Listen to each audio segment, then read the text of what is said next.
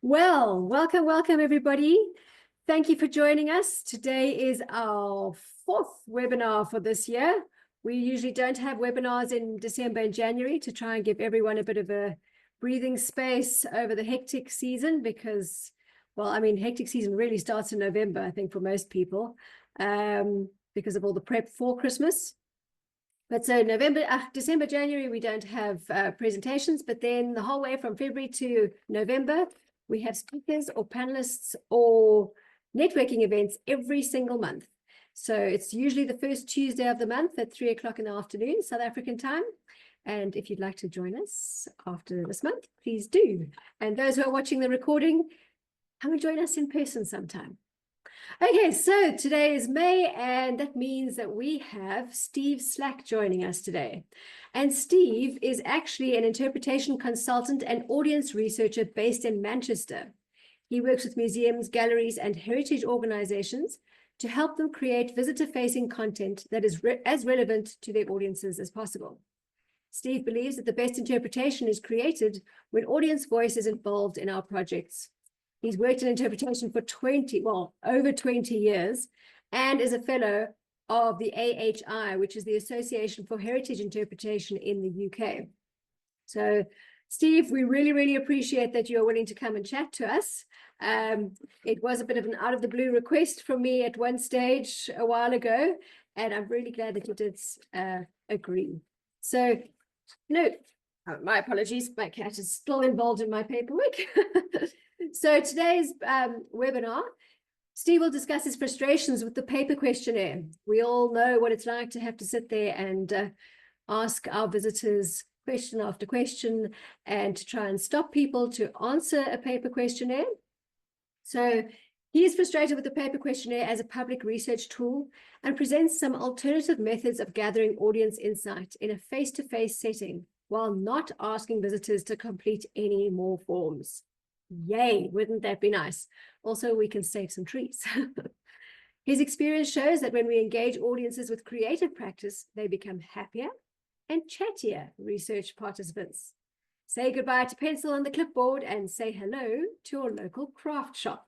Oh, I like that. I really like that. That was all thanks to Steve. So, Steve, the floor is yours. Thank you very much for joining us. Thank you, Heidi, and thank you, VISSA, for having me come along today. And hello to everybody. Good afternoon.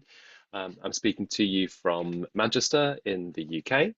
And like most talks, just wanted to acknowledge the place and the city and the country that I'm currently in, the place that occupies in the world historically and today, and also the position and privilege that I and we enjoy. And for me personally, that means a responsibility to be a sustainable and responsible caretaker of the planet whilst we're here. I've got some slides that I might show just to give you a bit of something to look at rather than looking at my bald head all day. And I'm assuming if you can't see them, somebody will tell me what we are going to do. It's a quick, very brief introduction to me. I'm a museum and heritage interpretation consultant. I've worked in museums for 20 odd years in the UK and also internationally. These are the kind of grand places that I tend to work with. And I'm mindful that people think that audience involvement and curatorial interpretive work often looks like this, sitting in grand places, looking at beautiful items and being very intelligent. Actually, what we really know is it probably looks much more like this, doesn't it? It's a slightly messier process, quite a lot of cups of tea and sticky notes and trees that we could avoid cutting down. And I like to think of interpretation and audience research really as a process rather than necessarily as an endpoint. It's something active. I like interpretation of the verb as well as interpretation of the noun, the things that we actually create. And I've written about this as well. The book Interpreting Heritage, quick plug for that, is sort of based on experience of delivering interpretation. And I realized very early on in my career that audience interpretation for audiences is best created when that is informed by our visitors, by consultation and interaction with visitors, including them in the process, as opposed to we in heritage and built in natural cultural heritage sites, sitting in our ivory tower, telling visitors what we think. Actually, when we include them in that process, it becomes all the more rounded, inclusive, and relevant to our lives. And picture the moment, if you will, you are in an art gallery. This is what quite a lot of art galleries look like in the UK. This is Manchester Art Gallery, a few blocks from here.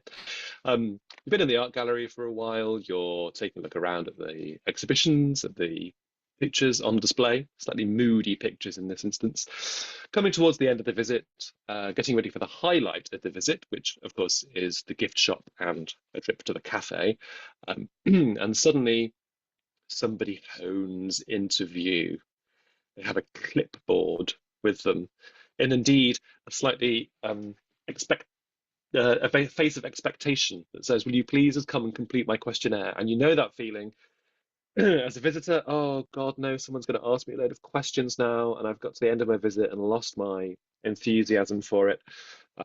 But also, this always happens. We live in a world where we're constantly being asked for our opinion, awash with online questionnaires or completing forms, be it in the hotel reception desk or in the supermarket or after the event via email. We are constantly being asked for our opinion and asked to fill out questionnaires.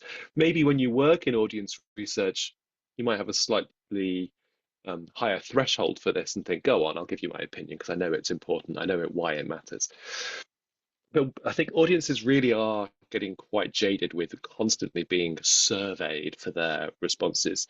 And so what I wanted to do today was take a minute to talk about some of the examples of work I've seen and done in recent years where I've been able to get good quality data without having to go to a questionnaire, either a self-complete questionnaire that a visitor fills out themselves, or an interview style questionnaire where we ask someone, with a clipboard and say,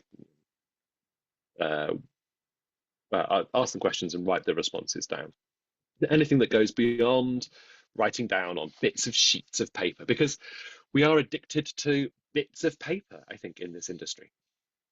I don't seek to debunk the questionnaire completely, though. It's certainly got a place.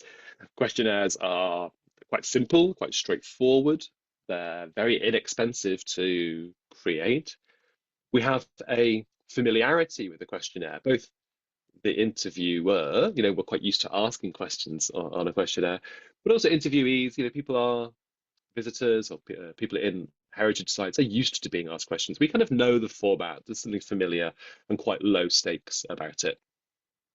And methodologically, they're really robust tools because we can ask set questions every single time, ensuring that we're getting all our questions asked and we can compare like with like when we come to look at our data. So I don't think there's anything necessarily wrong with the questionnaire, but I think it's certainly time to look at how else they can be activated.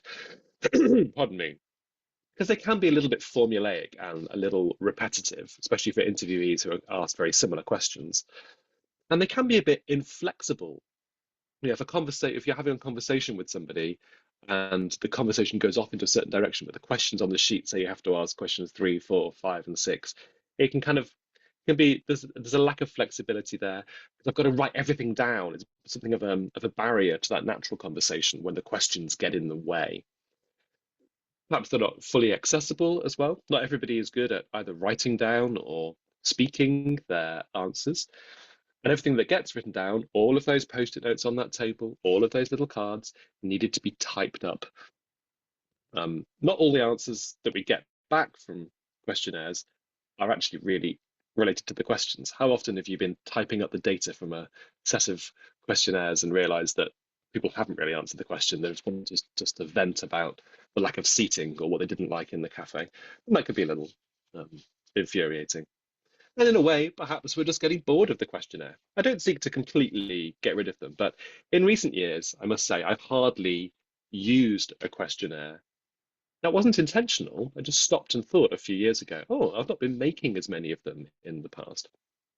And some of the ways that we've all been doing in-person research have been changing over time. And you'll have done loads of work that doesn't involve sheets of paper, from focus groups and observations, workshops, and of course online testing. So for this talk, I'm specifically looking at how we directly engage visitors in what we might have previously used a questionnaire, rather than seeking to replace the toolkit that we already have as audience researchers. So I've got a few projects that I just wanted to share with you and wonder if it might spark any ideas or conversation. So the first one is from the National Railway Museum here in the UK, which is in the city of York. And the Railway Museum, part of the Science Museum group, and is currently in the process of creating a new gallery about the future of the railways. I think it's called Railway Futures is the title of the project. And I was asked to go and talk to visitors and figure out what people thought about railway futures was the topic. In fact, we found that was quite a complex subject to talk about. So actually we ended up talking about railways of the future. And I could just go and stand in this glorious museum full of trains in York and ask people and write down stuff on the questionnaire. We actually did something slightly more creative than that. So here's my colleague Marge and I. We decided to wear the research, Railways of the Future. We got printed up onto some T-shirts. We know a good sustainable T-shirt printing company who we use for this kind of thing. And in full sustainability, I probably only get a T-shirt printed every couple of years for a project like this, but they then become our pajamas afterwards. So we sort of keep on wearing the research years afterwards. So what we ended up doing here was asking people, all sorts of different people, what comes to mind when they think about railways of the future. And you see lots of different coloured bits of card down there. And what we're asking people to do is to fill out any ideas at all that come to mind and to add them to our growing collage, which you can see behind us there in the middle of the gallery space. So something quite sort of visually attractive. We did also have a questionnaire as well, but you can see Marge in the middle bottom there. She's got a questionnaire, but we sought really not to have that get in the way. What we wanted to do was talk with people, have conversations, have them drop in and drop out, and contribute to something that was growing. And the idea, there we go, so at the end of it, what we ended up creating, we stuck these little letters on that say Railways of the Future. And of course, we ended up with far too much material because they wrote loads of comments on these cards. But it created this sort of, we were there for a couple of days. And as that time went, those ideas were growing and growing and growing. We were segmenting them we had a segmentation for different kinds of people we wanted to speak to. So we were just putting coloured dots on the back, on the corners of these cards. So we knew who had written what. We could go back and analyse what was from a family, what was from somebody who worked in the railway industry. But it gave us this sort of colourful and quite creative response to the subject matter. And importantly, this now stayed at the museum. I took photos of it to bring it away and could run a full analysis of it, of what people had written. But that has stayed and it's in the project office where the Railway Futures team are. They have it up on their desks, like above their desks. So it also means that because we've made something quite, I wouldn't say it's beautiful, but it's a pretty interesting, visually appealing thing. The voice of the visitor is still in their project office, even though this research took place nearly 2 years ago now. Their voice stays in the office and people can still be inspired by that, or a reminder not to leave the visitor voice out of it. Okay, down to London to Dulwich Picture Gallery. They have some sort of claim, I forget the exact one, but the first public art gallery in the world or something as celebratory as that. But it's one of the first designed art galleries with this sort of picture gallery red down the enfilade in sort of leafy South London. They were looking at a series of reinterpretation projects over a few years, and I've been evaluating those. And one of them was based around one painting in the collection. These sort of composite flower paintings that you find quite a lot of in the 18th century. This had been a subject of much discussion, so much so that the curators had written 6 labels for this painting rather than 1. And they wanted to test out which of those 6 labels would work best for visitors. As you can see from the display, it's in a corner in a slightly complicated place to get to, and to set up a a visitor research station in front of it was actually quite a challenge in a busy gallery.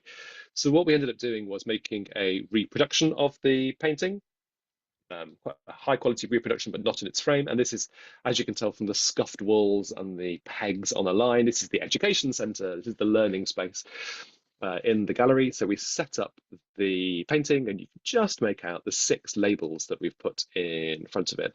And we were inviting people, this learning centre is quite close to the middle of the gallery space. We were inviting people just to pop in, read these 6 labels and tell us what they thought of them.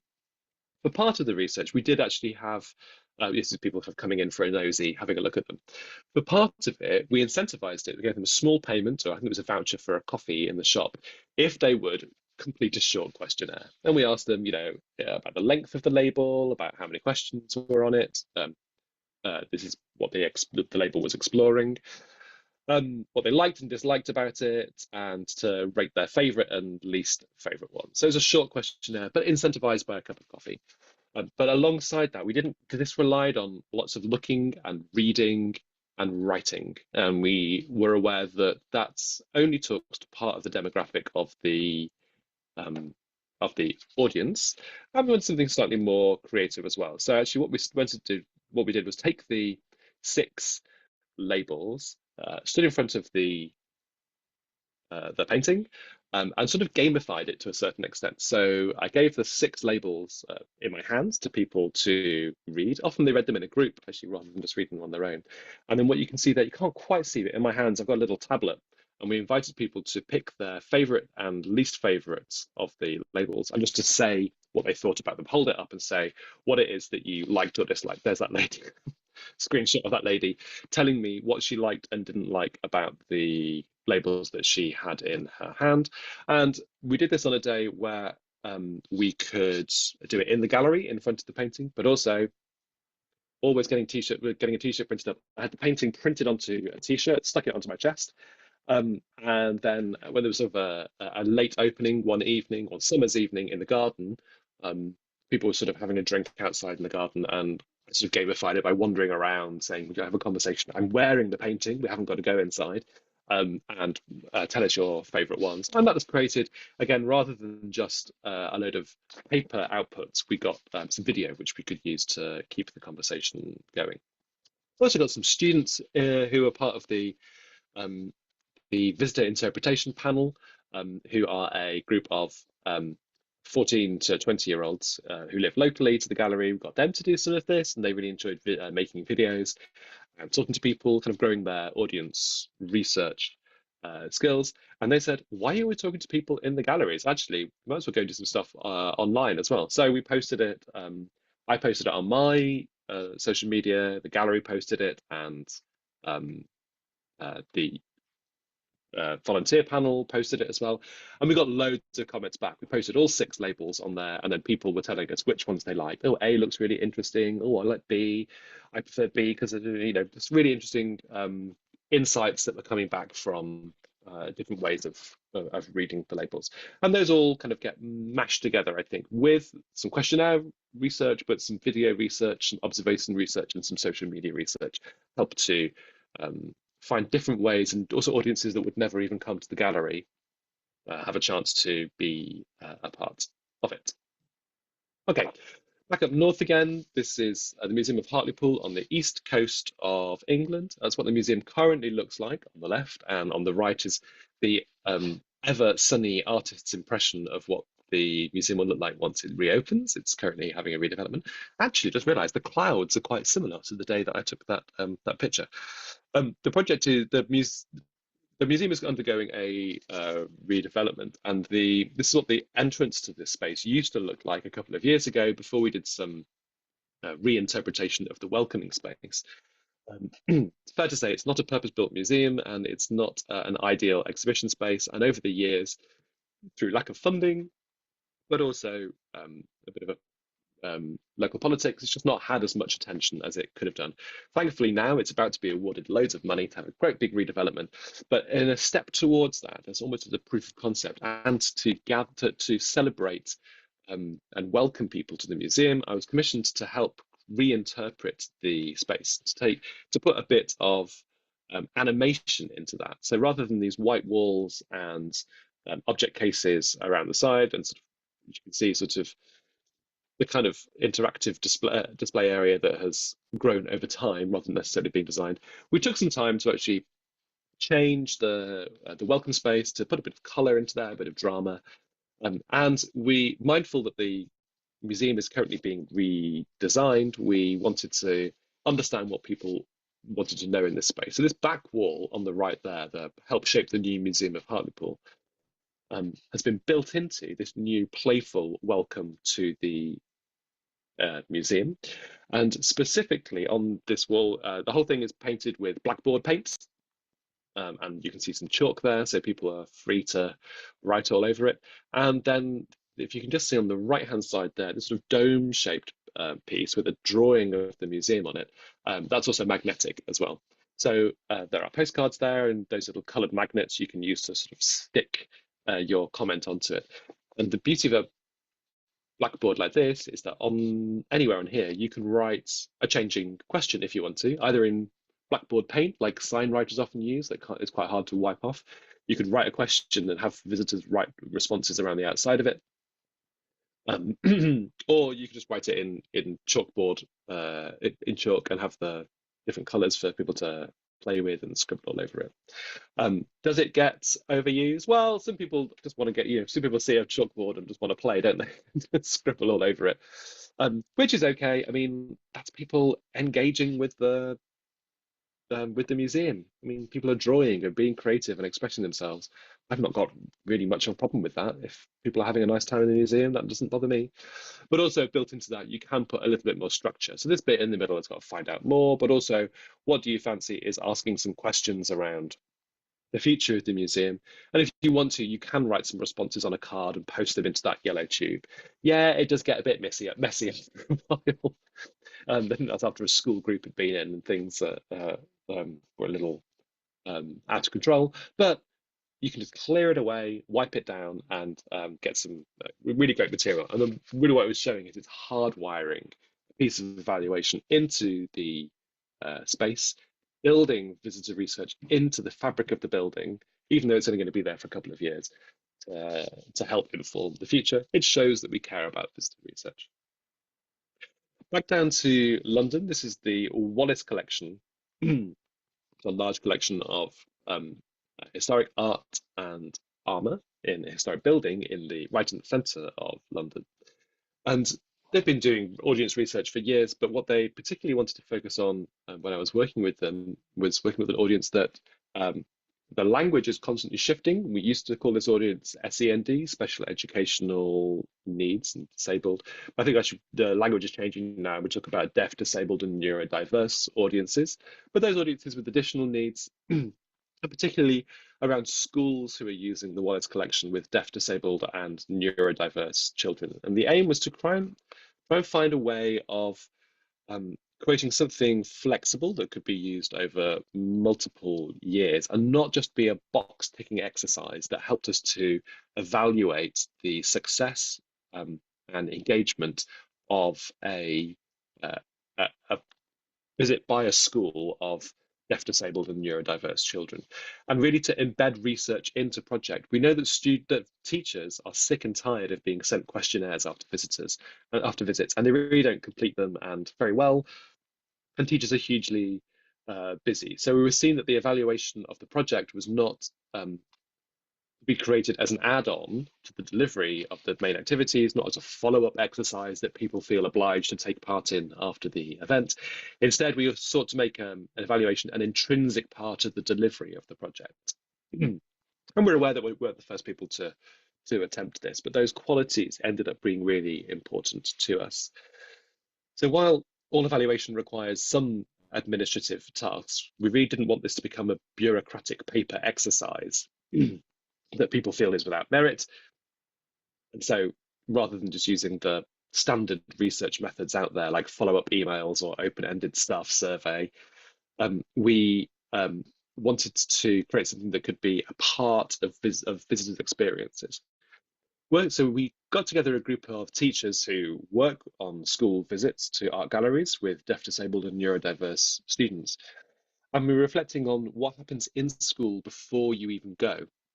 And one of the ways to do that is to create a booklet, really quite simple printed booklet. You can print it on the printer in school, that talks about what we are going to do when we go on our visit. It might have pictures of the kind of people you're about to meet. It might have a picture of the building. It might have a description of how we're going to get there. It's certainly going to tell you when we're going to stop for lunch, and that you look at in a lesson before you leave school that describes what's going to happen in the future.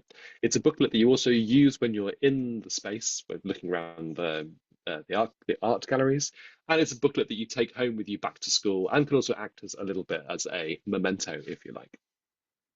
And so you might look at this and say, well, it looks a bit like a questionnaire to me. The idea of these is that you was not something you just get given after the end of it. It's something that helps prepare you for your visit. It sees you through your visit, and it's something that you draw or write in after your visit. And we're mindful that, particularly with these kind of schools that we're working with, that you might be working with students from 8 to 18 years old with a whole range of different learning styles, abilities, and needs. And so these need to be very open-ended, very flexible tools that allow people to respond. So we're particularly proud of the student project booklets, which sit in this project alongside some other qualitative and quantitative measuring techniques. That's something of an experiment, but they're certainly a looser and a more intuitive research tool than a strict questionnaire. But also, they're a really nice keepsake. They're a nice memory. We can scan them in and get our data back from them, but we can also keep them. People can keep them as sort of a visual reminder of their visit. And we attached a treasury tag to allow for additional pages to be added in there. But we got some really beautiful responses back from that were different to a regular questionnaire. And then we would also have a similar part of the book would be for the teachers, that again reminds you of the session plan that was going to happen beforehand, um, gives opportunity for reflection as you go along, and reminds people of opportunities that come um, out of the session. So yes, it's an evaluation tool for us, but hopefully it's also a useful tool for those people that are using it, for teachers to reflect on their practice as they're going through the project, rather than just something at the end that's like a box ticking exercise.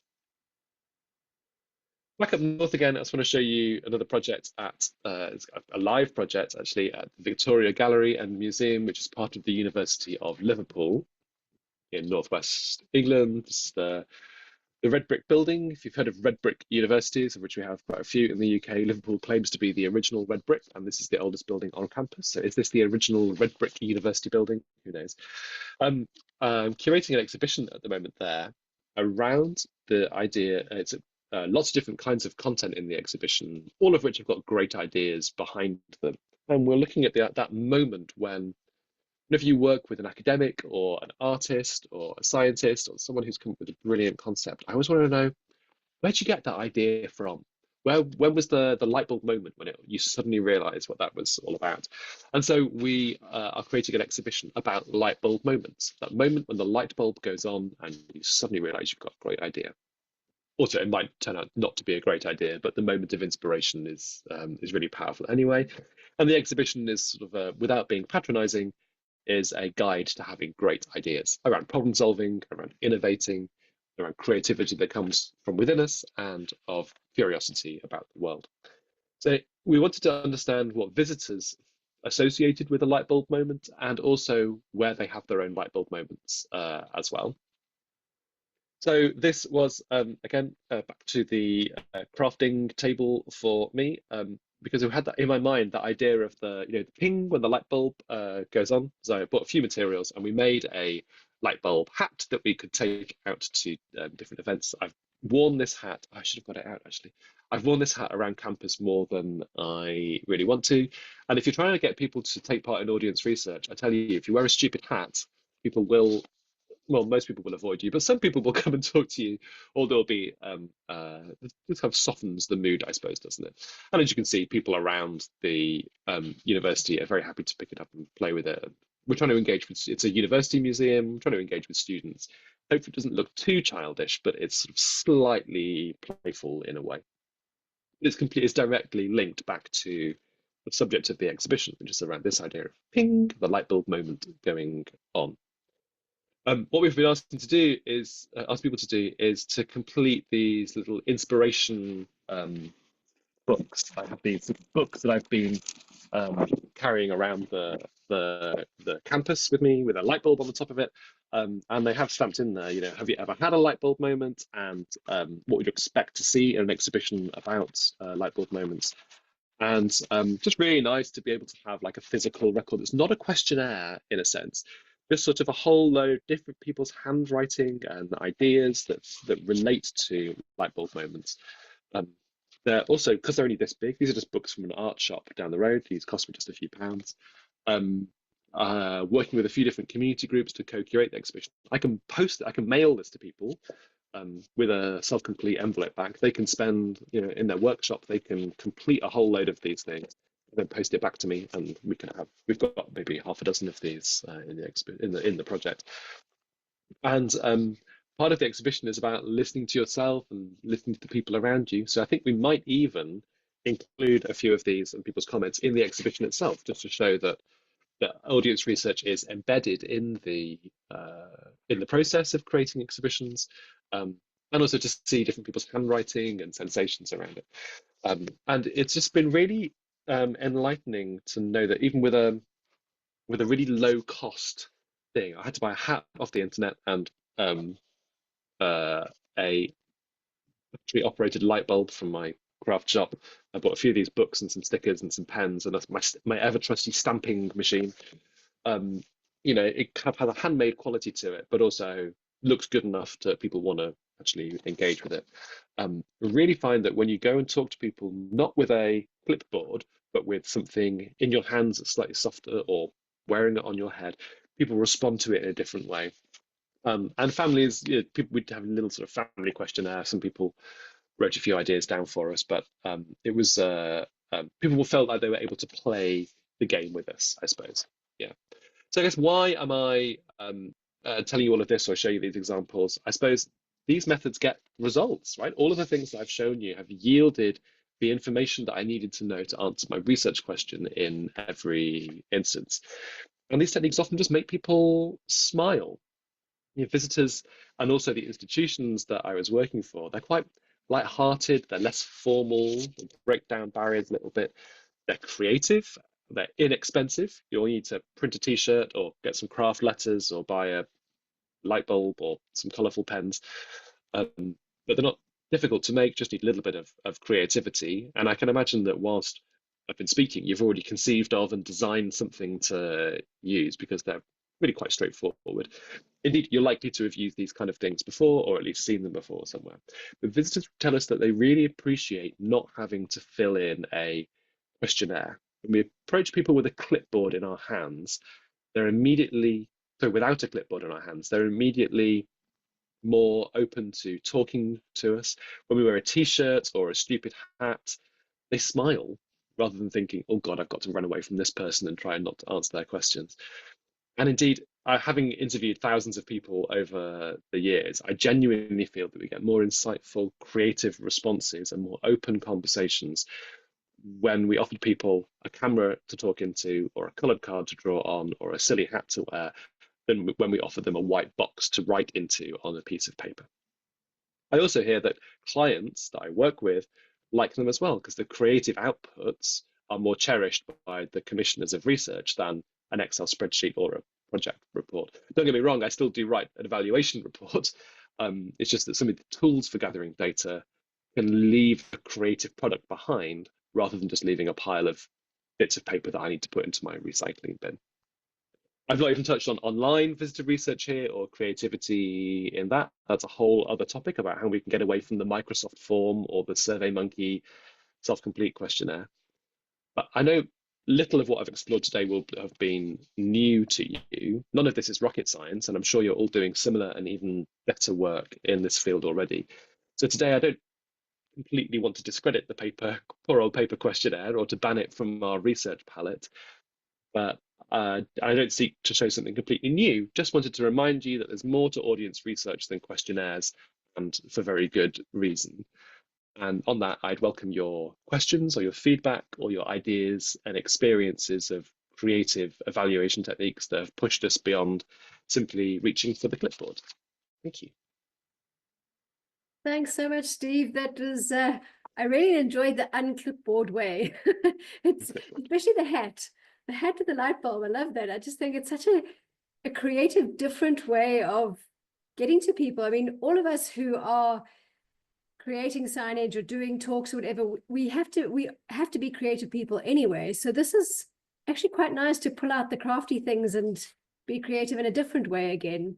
But being professionally creative, I quite like that idea.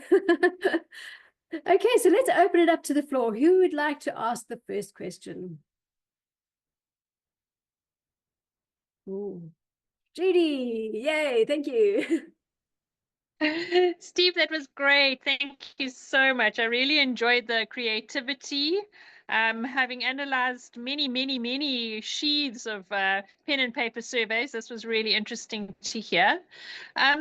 One question would be sample size. So when you're doing this sort of thing, how do you ensure that you get sufficient and enough representation from your audience? I'm thinking of doing a front-end evaluation for our new Turtle Center. How do we make sure that we get sufficient representation from the visitors and it doesn't take forever? So just maybe maybe just a few words on sample size, please.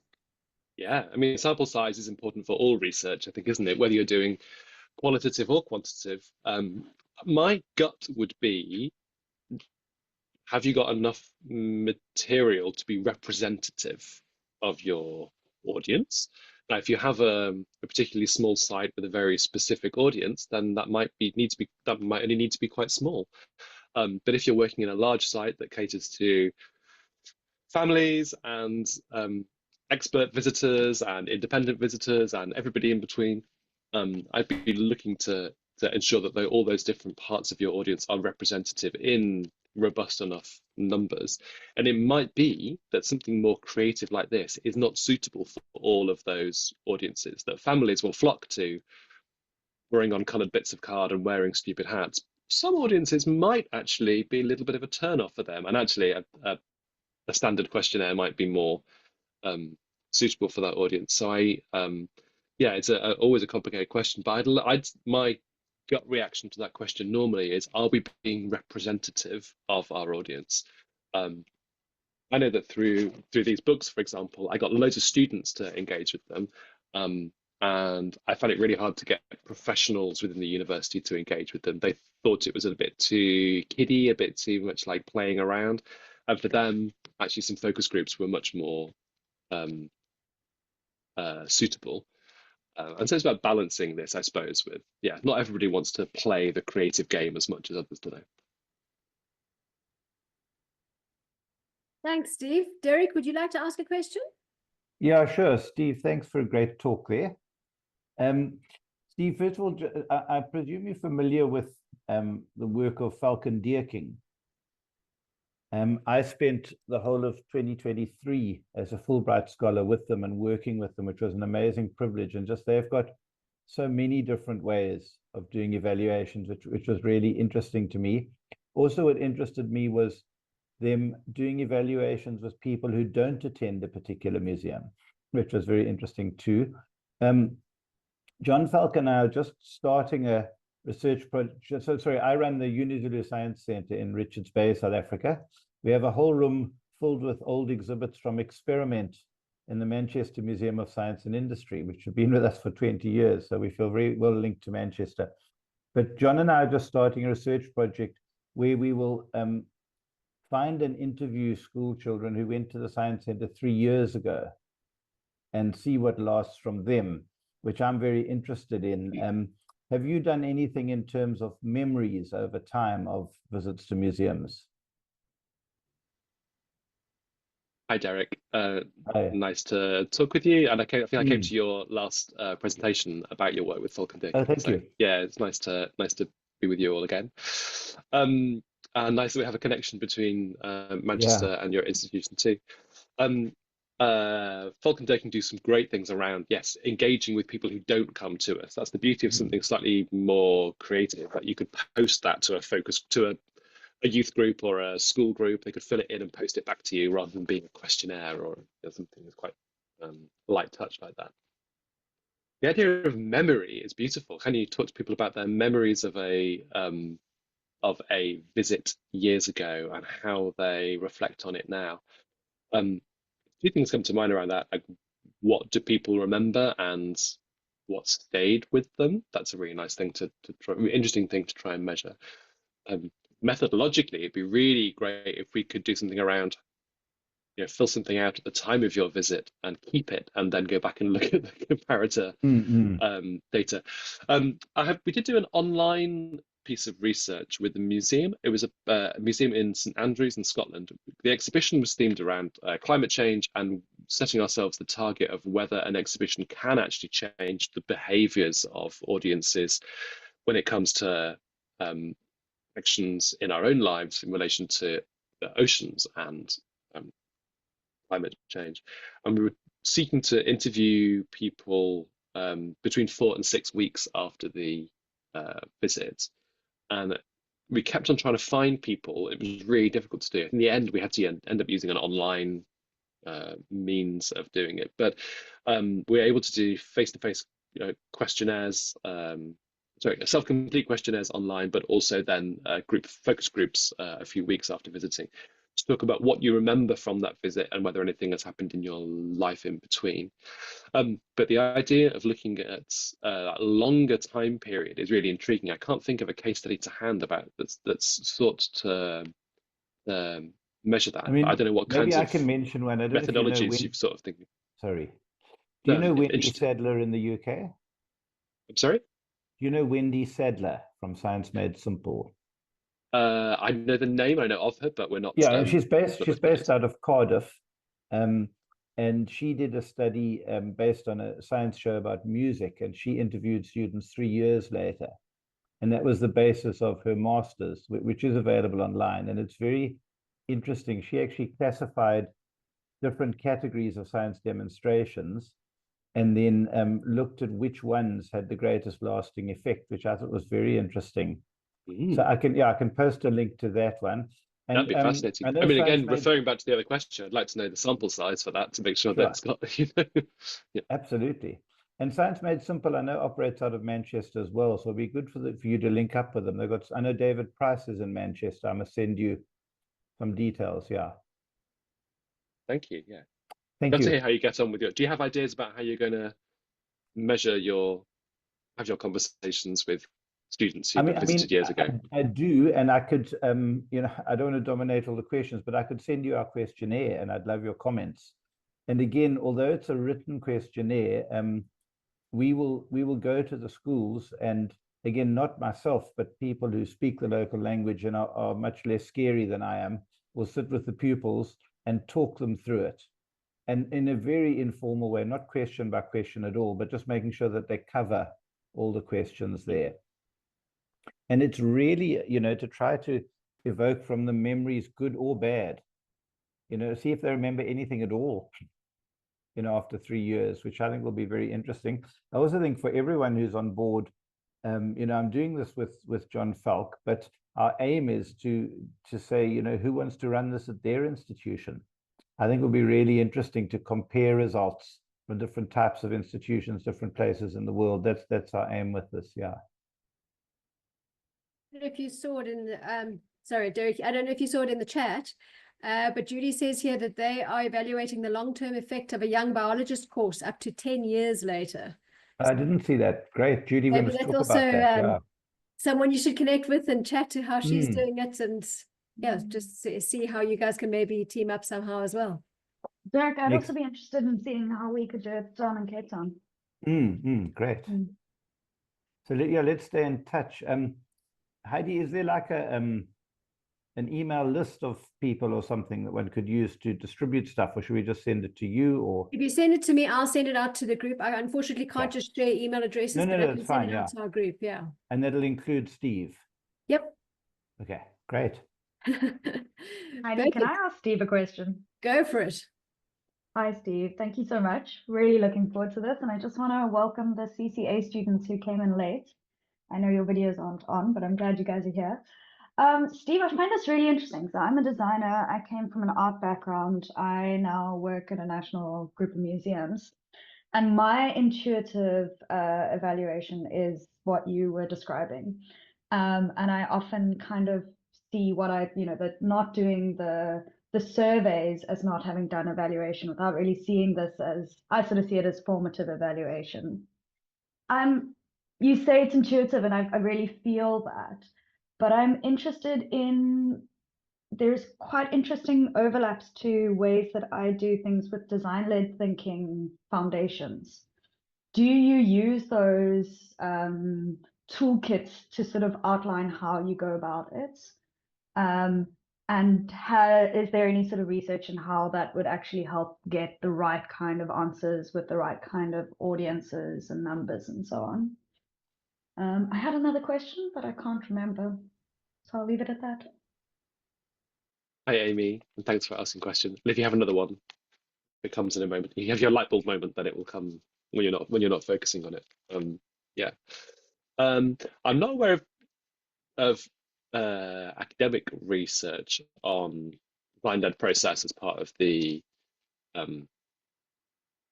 audience research, but it's something that personally I believe very strongly in, and engagement with creatives within the design process, within the exhibition making process, should be as early as possible. So I've worked on quite a few exhibition projects over the years. I'm sure many have, where we sort of come up with a concept and do all the development work and write an object list and figure out what it's going to be, and then commission someone to design it and make it look pretty. I'm an advocate of bringing the designer in as early as possible, as early as procurement will allow, as early as practicality will allow, to be part of the exhibition making project team, partially so that ideas can start have that longer time to percolate for the actual outputs, but also so that the strategic aims of our work, which in many cases is to make our work more relevant to audiences, can be informed by design process. But when we're doing exactly that, front end and formative research, this light bulb stuff we've been doing is very front end research. What do you associate, what do you expect? But when it comes to formative, the design team is already part of the exhibition making process. So on this project, the designers have been watching what's been coming in, and we now have content ready to test with visitors because the design team are up to speed, already aware of what people associate with the subject, where they have the light bulb moments. It's led us to, in this instance, our concept is to respond to the answers of the question, where do you have a light bulb moment, or where do you have your great ideas? And we're now going to which, if you want to know the answers, it's in the bath, and the shower is a very important one. And also when we're outside, walking, running, jogging, doing things. Basically, when we're looking at the problem, it's the last time. It's not when we have the solution. It's when we lift our brains up and go and look at the rest of the world. Exercise, cooking, on the toilet, in the shower, in the bath, all these places. And so what it's led to, our designers has actually come up with the concept of one of the bays in the exhibition will have all these things in it. We'll have a bathtub in the exhibition that you can get in, and a dog on a lead that you can walk, and a pair of walking boots, and memories from people around the place. So we're including those in there. The audience research becomes part of the exhibition design process, but also the design process, the ideas that are coming up, we can now take and test with audiences. So the interplay between that. The research to show that that is valuable, or that works, I can't quite put my finger on at the moment, apart from we've done it loads and we know it really works. I'm in the same boat. So I'm actually an exhibition designer, well, before I moved into this role. And so we've always worked hand in hand, and it's created such incredible exhibitions. I advocate for it all the time. I suppose what I'm really asking is, there's a school of thoughts and a toolkit called design-led thinking. And IDEO, the sort of IDEO toolkits and the design-led thinking toolkits that have, they're for problem solving sort of bigger problems. But when I do tend to use it in evaluations, but then, we also did it at a conference recently. the toolkits really create really nice systems of engaging feedback. And I'm just wondering whether you use those and whether there's any link and whether those have been used before, because they seem very parallel and they seem that they could really support each other. Have you used them? Do you know of any studies using them? Okay, I understand the question now. I've not used them intentionally, but I think occasionally through doing work, I've been like, oh, this seems very similar to design, sort of design that toolkit way. I guess as a non-designer, we're all designers, aren't we? We're all writers, we're all designers, we're all content creators, aren't we? But I get nervous that the public might not get the toolkit or the work, which of course is complete nonsense, because of course they would. Like, you know, it's intuitive. So no, I don't set out actively to use that, but I'm really interested that you are doing. I'd like to like figure out some more around that. Yeah. Yeah. I want to come to your webinar. I want to come to your webinar about that. So take it on and run to the next one. Yes, Amy, when are you doing your webinar on that? Sorry to volunteer you for that. Well, we did something very similar. We did we were invited to be artists in residence, capturing stories from Global South scientists about neo-colonial practices that they experienced and systems that they experienced at a conference in Europe. And we wanted to find a way to engage with them and gather these stories, but still sort of fit the artist in residence. So I gathered stories and my colleague illustrated their stories live. But I used the toolkits to gather the stories. So I used the design-led thinking toolkits. And so that was, the stories was part of it, but then there's a second phase, which will then end up in the paper. And it just solves so many problems of trying to figure it out and having different people. It's a system that I think has already been tested and lots of people are doing it. It just, I don't see it applied in museums and free choice learning centers often. I don't think so. I don't think intentionally, probably using elements of it, but not intentionally. And I'd like to. Yeah. Nice. There is sort of a model or a framework that's used quite a bit in UK museums, generic learning outcomes, a way of creating visitor outcomes. You know, thinking that learning is as broad as you want it to be, and it's not just about what facts go into your brain as a result of a visit to a heritage or nature site. And that we look at knowledge and inspiration, not so knowledge and understanding, but we also look at values, attitudes, and feelings. We look at inspiration and creativity. We look at skills that people pick up in the heritage space, and also activity and behavior and progression. We've used that as a model, I suppose, for audience research and creative audience research in the past, where we draw a great big diagram on the floor of the gallery around, rather than saying, well, what do you want to learn? What should you learn in this museum? It's, what do you want to know in this museum? What do you want to understand in this museum? What do you want to feel in this museum? What do you want to do in this museum? How do you want to develop in this museum? And we sort of draw that out on the floor on great big sheets of paper. People go and stand on it and tell us, or they can scribble on the floor if they want to. They're using a model that has got, 20 plus years academic papers written about it in the heritage sector in the UK, but actually they're standing on a great big piece of paper with a crayon in their hand, and that's a beautiful thing. So basically, you just want big kids. Yeah, as long as people feel comfortable doing that, Not everyone feels that they want to, do they?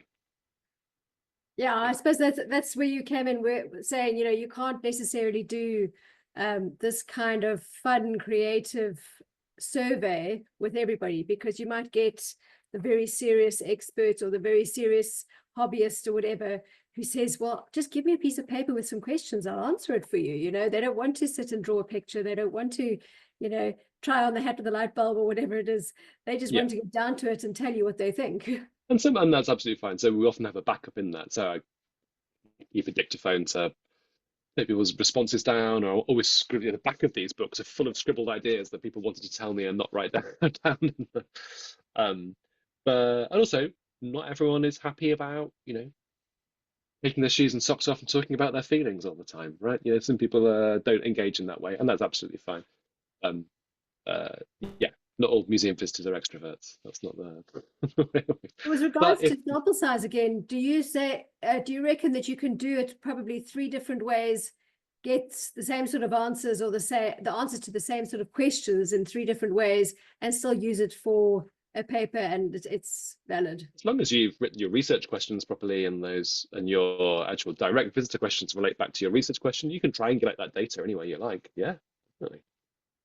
Perfect. Is anyone else spot mismatches between audience groups as well. Yeah. Oh, okay.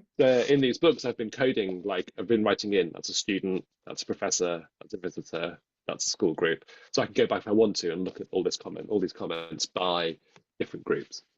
I thought that was genius. I had a grin on my face when you told me about that. We have 2 more minutes, so if someone wants a last question, we can quickly have a last question. Anybody? No? Well, the point of today is to kind of remind you that you're already doing loads of this stuff already, I suppose, but also just to provide a space for talking about something that might be quite obvious, but I hope you can take and run with, be even more creative and do wonderful things. Well, thanks, Steve. I think, one last question from Derek. Yes, There's another Derek. question, just a quick comment. One of the most interesting papers I read about evaluation was done by Sue Allen while she was at the Exploratorium. And it was about a display on frogs, and they attached, with permission, microphones to family groups and recorded the discussions within families between parents and children. And it was very, very interesting. And yeah, I think it's just called Frogs by Sue Allen when she was at the San Francisco Exploratorium. So if you want another interesting way of doing things, that's an interesting one. Derek, it sounds like you need to help me out with Thursday Thoughts on our social media so we can put out a few papers out there for everyone to read, because Yeah, sure. Send me an email. Thank you. That would be great, because yeah, we're always looking for interesting stuff, and everyone wants to read papers, or at least they want the information from the papers. They just don't have the time or don't want to sit and read 20 pages. Yeah. Those of us who do read the papers, it's quite nice if we can give sort of a quick little summary and say, look, this is worthwhile reading, go and have a look. Perfect. Thank you. Well, Steve, thank you very much for your time. Thank you for coming to join us. It was great to hear all about it. And it's so nice to hear a different way of doing things. We often go to talks by the different groups and you hear the same sort of stuff, and you hear you feel like everyone's doing the same thing. But it's quite nice when someone jumps out and goes, well, actually, you don't need to do it this way, especially for the up and coming interpretation specialists. It's nice for them to see that they can dip their fingers in something else and try it in a different way, and you don't have to do it the way the golden oldies and all the people who've been involved for a while, the way they're doing it. You can do their way, and you can do it your own way. So thank you for that, and thank you everyone for your time. Thank you for coming to join us. I hope you'll come join us next month again. I can't think of what it is at the moment that we have next month, but I hope you join us for Curating? Sorry? It's the curating and accessing archives. Thank you. We have a panel discussion next month all about curating exhibitions and how it's relevant. Actually, I could look right here. In 2 seconds, I could tell you what it's actually called, if my computer works fast enough. It's the role of curation in making collections accessible and the importance to the public. So that should be an interesting one as well too. So Steve, hopefully we see you there. Everybody else, hope to see you there. Have a great week. And thanks for joining us. Bye. Yes.